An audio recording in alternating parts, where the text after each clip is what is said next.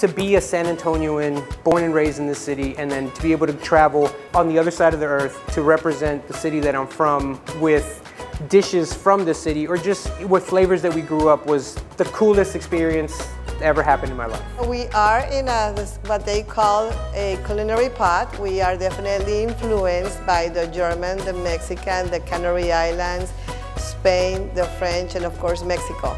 So we have the best of the cuisine. We just have very amazing ingredients, and this designation has definitely elevated San Antonio's global environment. It's really neat to be able to see just what kind of cool programs the city is offering and things that the city is doing for chefs, or just to be able to push the culinary culture here in San Antonio is really, really neat.